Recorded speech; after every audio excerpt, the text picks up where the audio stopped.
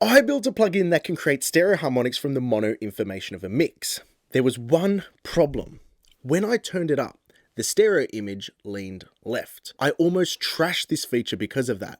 The idea was simple. Take the mono information, create harmonics, put the harmonics in the side signal, and Bob's your uncle. Problem was, the harmonics were still correlated to the mono signal.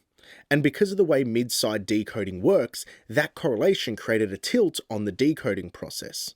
Flip the polarity and it leant the other way. In mastering, that's unacceptable. So the problem was no longer how do I make this wider, it was how do I make this wider without moving the record sideways. I thought the answer was simple. If it can't be in phase at 0 degrees, if it can't be out of phase at 180 degrees, make it 90 degrees. Simple enough. Take a sine wave, move it through 1/4 of its cycle, and the two signals are in quadrature.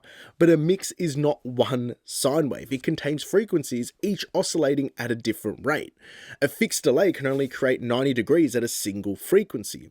So to rotate a complex signal, each frequency component has to shift relative to its own frequency cycle. And that there is the principle behind a Hilbert transform. In Panoramic, I approximate that behavior using carefully designed all-pass networks.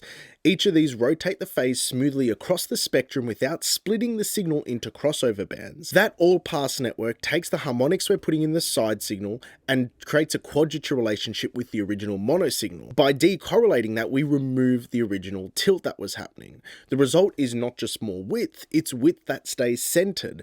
And that's the difference between a feature that I almost binned on Panoramic and a processor I could trust on a master. Follow Panorama Audio Labs if you want to see what actually goes into building mastering grade audio tools.